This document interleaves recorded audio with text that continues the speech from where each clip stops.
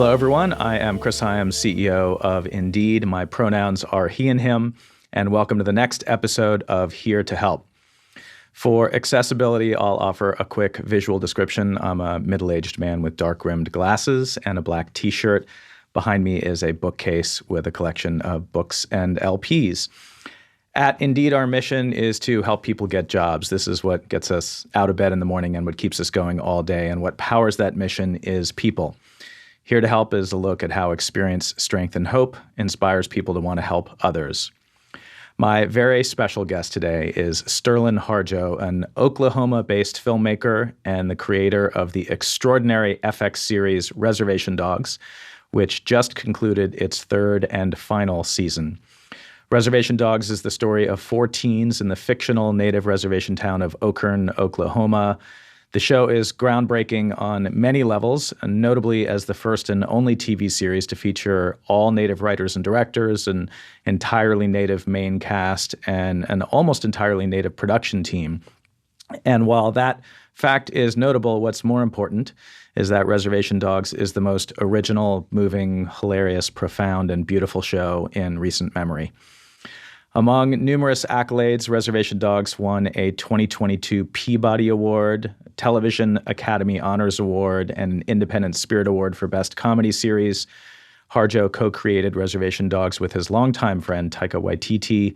All 3 seasons are streaming now on Hulu. Prior to Reservation Dogs, Harjo made 5 independent narrative and documentary films about the Native experience in Oklahoma, where he grew up and continues to live. His most recent feature, Love and Fury, is a documentary chronicling the work and intersection of over a dozen contemporary Native artists. His first feature film, 4 Sheets to the Wind, premiered at the Sundance Film Festival in 2007 and was nominated for the Grand Jury Prize. Sterlin Harjo, thank you so much for joining me today. Hi, thank you for having me. I can't shake your hand, but I can say how much the show has meant to me and clearly so many other people, and we'll get into that. But I'd love to start with, you've talked about the fact that Reservation Dogs was inspired by your own hometown of Holdenville, Oklahoma, and your family and the community you grew up in. And of all the different ways to sort of choose to tell that story, how did you come to the lens of 4 teens as the way to tell this story? It's based on my upbringing in Oklahoma. We didn't have a lot to do. And so you kind of create this world for yourself. And I don't know, I just grew up with these stories and the influence of movies because we were really bored and all we had was pop culture to kind of escape. And it's sort of the show is about that, it's about being in rural Oklahoma. And, that's sort of why it's this vehicle. And that's why, the title Reservation Dogs made sense. It's we sort of, do a Tarantino homage fest, not for him, but for cinema and for the movies that I like, and especially 90s independent cinema. And what better way to sort of tip our hat than to the first homage that we give is to Tarantino, I guess. I mean, I could go through every episode and point out where it comes from in my life, and then if it doesn't directly come from my life, it would be a writer in my writer's room that, we would just kind of tell stories and kind of figure this out. Clearly then, given how personal and how important this whole world is and all of these stories, in building a show like this, the most important decisions clearly that you had to make was the casting of Alora, Bear, Willie Jack, and Cheese. So the entire show succeeds or fails based on that. So how did you find these unbelievably talented kids? I don't think it was just me and my casting director, Angelique Midthunder, and Midthunder Casting, and Stacy. I don't think that it was just me because something else had to be involved. It was whether it's spirits of ancestors or the universe or whatever, something magical. There was another hand involved in what happened in creating the show because it was happening fast. I don't know, FX doesn't hold your hand and tell you a year later you're going to get to develop it, and then 6 months after that we'll slowly do the casting. No, they're when they're ready, when they tell you it's time to go, it's time to go. And you're wait, that was like in 2 weeks. I'm like, what do you mean? Like, like it's fast, Um, and that's even fast. Like, that's fine if it's like a show that shoots in LA and you're casting, 20 somethings, like you can find them, like fast, but this was Native kids in rural Oklahoma, shot on location in Oklahoma. And didn't have a lot of time. And we hit the road. I've known Angelique for a long time, and I've worked with Angelique Minthunder. Um, Angelique's daughter, Amber Minthunder, was the star of Prey, as well. Like, so, all friends and family, and her husband, David, I've known him, worked with him as well. And, so I was like, I know Angelique will be the one to do this. And so she just hit the road with me. And we went around to different communities in Oklahoma, and then we got tapes from all these other different communities, and she did stuff in New Mexico. It was amazing. And, without doing that, we wouldn't have found these kids. We didn't all get together till like a couple days before shooting the pilot. And we just did a read through. Like, that's all we did. And I just wanted to hear them say it and feel the dynamic. And it just like gelled. Yeah, I'm amazed that it worked, still to this day. And I say that going through this process, so many things happened. That's why I'm like, I don't think it was just me. COVID was a thing, and we would have an actor coming in to play a part, and then they would get COVID, like be at the hotel in Tulsa, get COVID. I would have to recast it the night before. And I usually end up casting a crew member. I have like multiple crew members that are playing speaking roles in this show, like there's a gaffer, Steve, that plays the cowboy that talks to Willie Jack and is like talking about acid, well, he's just this guy that like is a gaffer on the show, and he is this kind of like old school.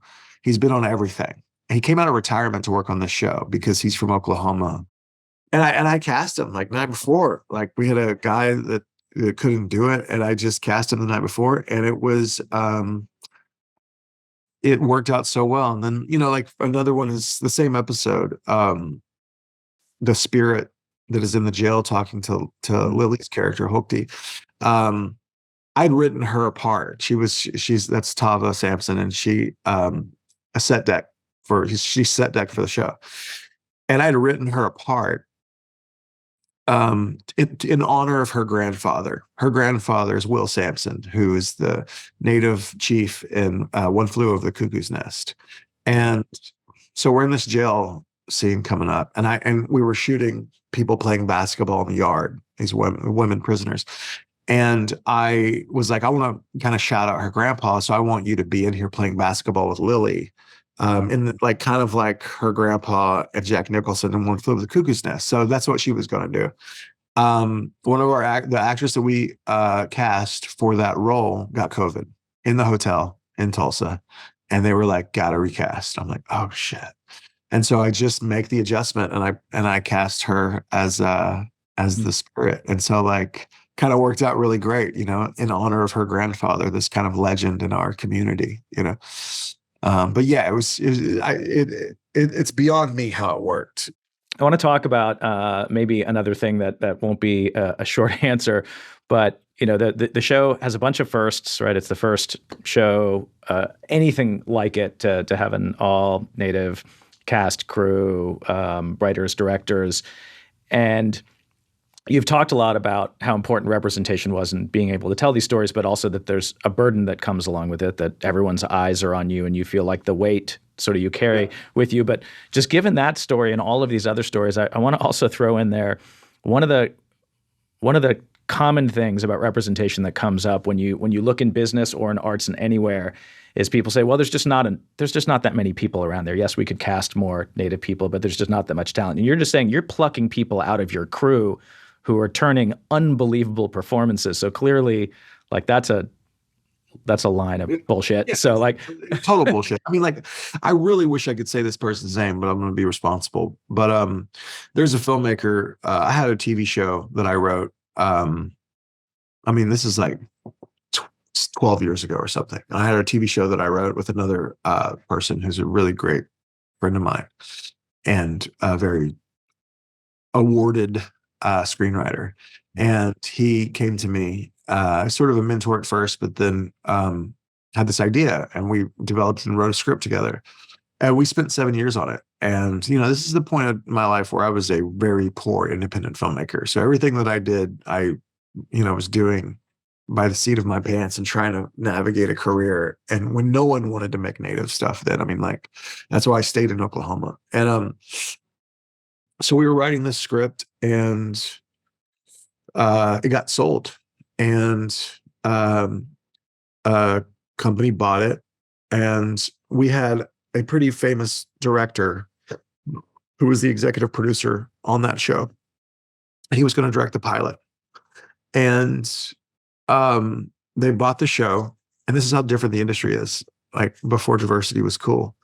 And they were like, that's great, but we'll do it if Sterlin isn't writing it, which I'd already written it, but they're like, rewrite it. Sterlin doesn't write this draft.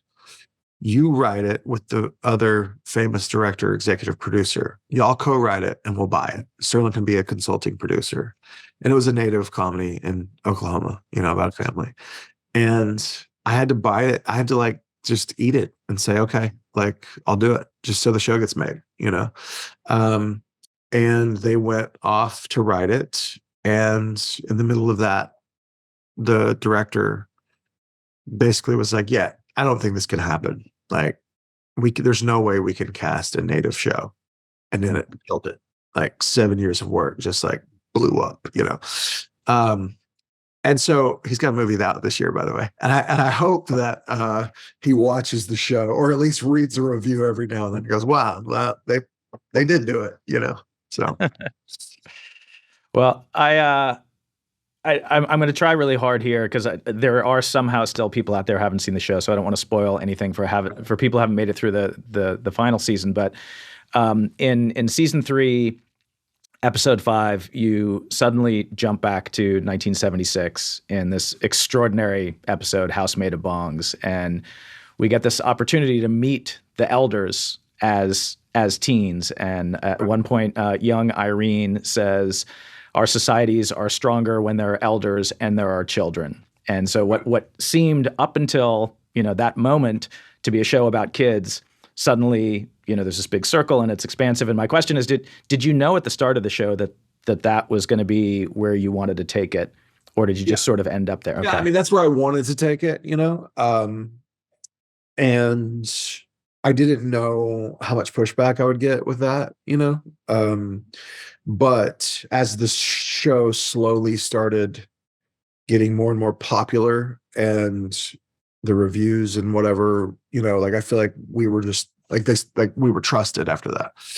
And so when it came to season 3, it was kind of really stepping in and going all the way with this idea that because I would always tell people the Reservation Dogs aren't for kids. The Reservation Dogs is this whole community, it's this whole community, and it's all of these elders. They're all the Reservation Dogs. And I wanted to make that kind of apparent to an audience too. I wanted to show that in the show.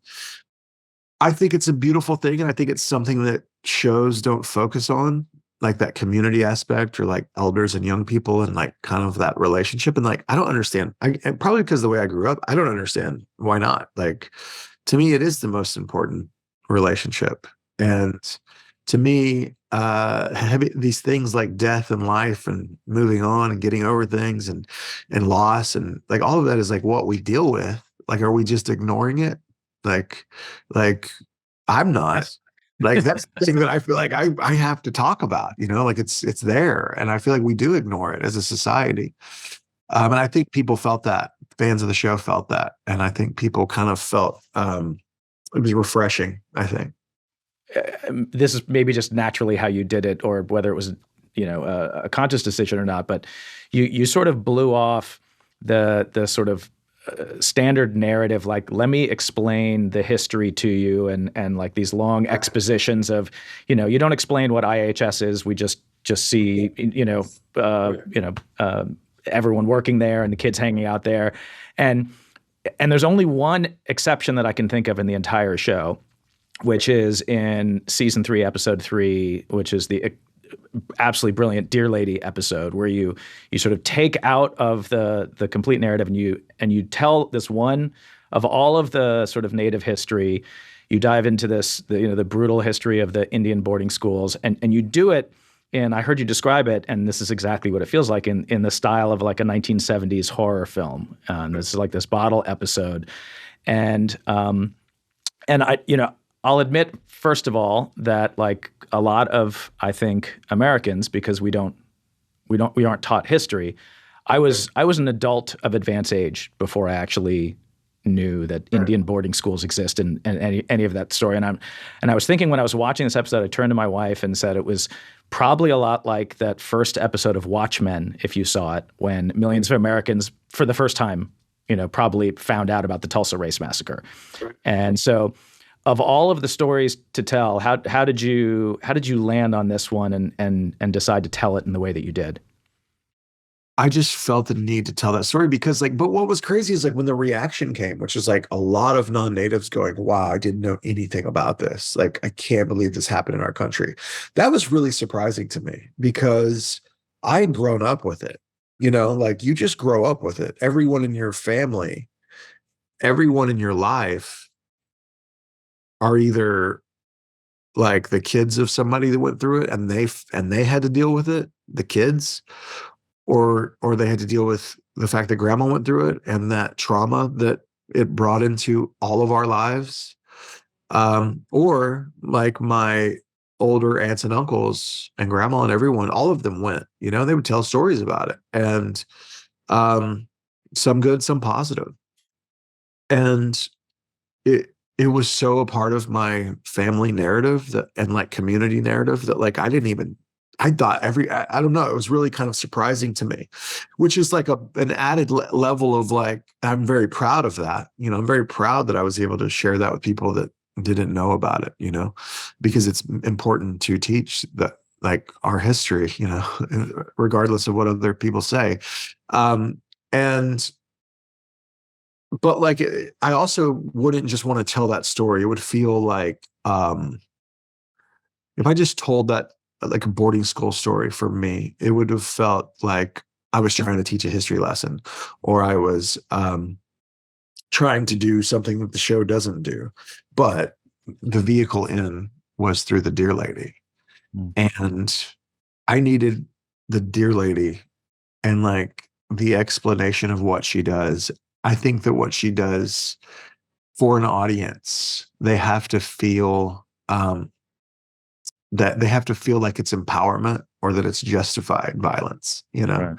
That point of view is what allowed me to tell that story, and it also like whatever caused her to become part deer is it had to be something very violent and something very like an atrocity. And that is the biggest atrocity, I think, in our history, in our communities, one of them.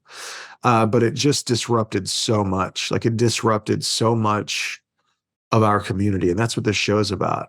It's about bringing community together and trying to feed that and keep it alive. And the boarding schools were in a direct assault on community, trying to break up what we had.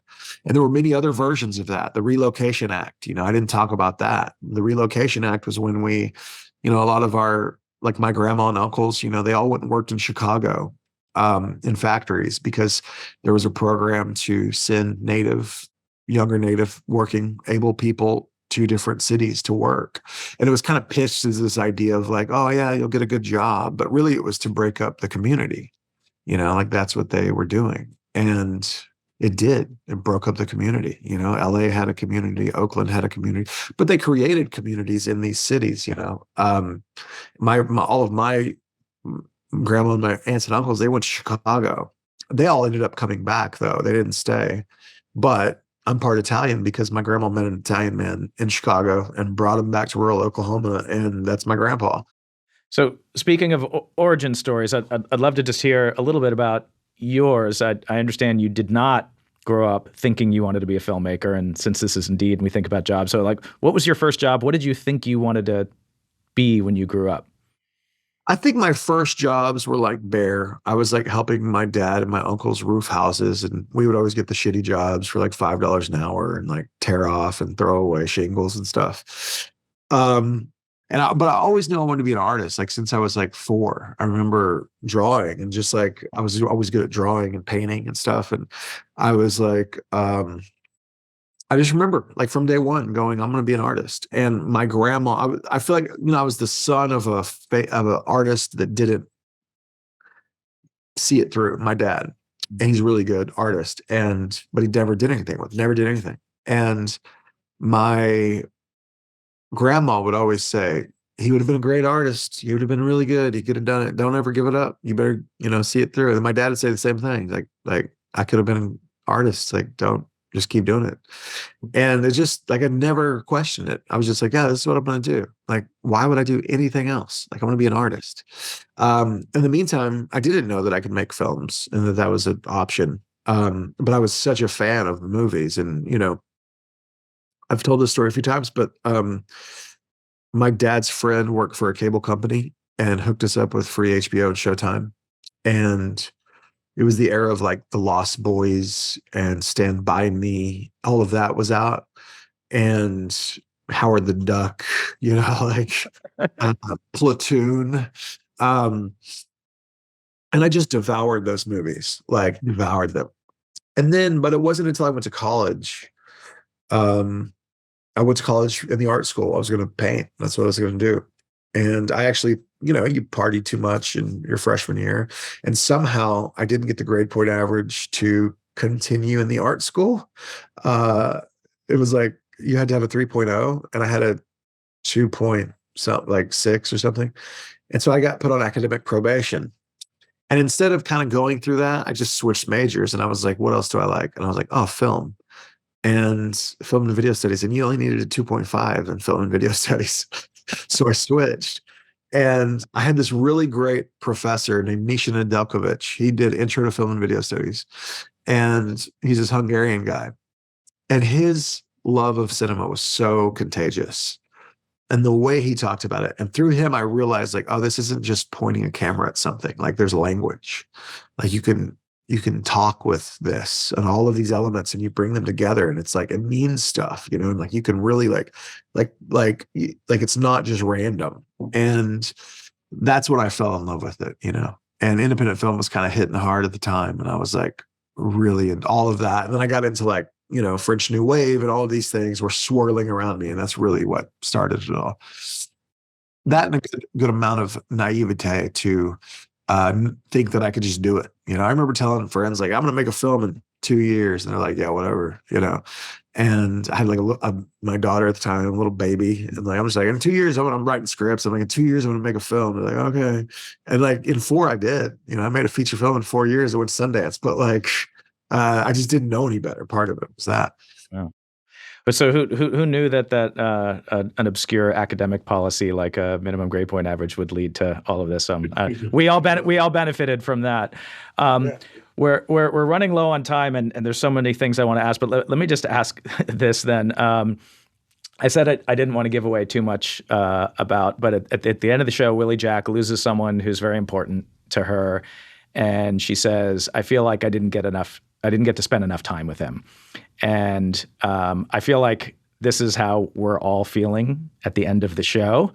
And and that like Hochty using the hot chips to explain that people aren't really gone when they die. Like, was that your way of like trying to get us all okay with the fact that this thing was going away? And is it really going to be okay? Because like I'm not really sure. Yeah, I think it will be okay. And I think that last episode is sort of like, I mean, I dare anyone to find a more perfect finale. There might be something comparable, but like I think that's a really satisfying finale. And part of it is like, I feel like it's like a big group hug with the audience and the fans. It's like we're like we're going, but it doesn't mean we're gone. Like it's still there. And like I think that like people love the show because there is audience participation. Like we don't spell everything out. we don't go into the details of everything, the minutia. There's a lot of space in between episodes to go, oh, and then this happened. And I feel like people are invested in it in a way that they help kind of create the narrative as well. And I mean, like an example of that is like Jackie and Bear are a couple at the end, but you never really overtly see like what happened, their first kiss or whatever. And that happened in between the episodes, and I think that really kind of makes people invest in that story. And I do think it continues. Like I'm excited. I'm even excited to like get away from the making of it in a couple of years and rewatch the whole thing. I think that there's a lot of love put in that show. There's a lot of lessons. There's a lot of things that I think people can pull from and take. And I had somebody crying to me yesterday. Just a random person coming up to me, nervous, at UCLA 2 nights ago at UCLA, and like very nervous to talk to me and saying like, hey, like, and I wondered what he was trying to get at. And then finally he said, right before he walked off, I was like, I just want you to know that I lost my dad. And then I watched this show and it really helped me grieve. It like helped me process all of that. And I've had so many people tell me that, and that's very powerful. I think it's like an artist, like that's what I feel like we're here. That's what we all want is like, can we do something that's true to us, but then also impact people in a really positive way that leaves them with something. And I think the show does that. Yeah. And clearly one of the great legacies will be, what happens in the future with all of the people involved in this show, and especially your 4 leads. And one of the, they're all incredible, but just you were talking about Devery before, like what an unbelievable talent, not as an actress, but she directed season 3, episode 7. She wrote the incredible episode 9. When you first cast the show, did you have any idea like what you were gonna find in this group and her in particular? With Devery, we were friends. We were friends before.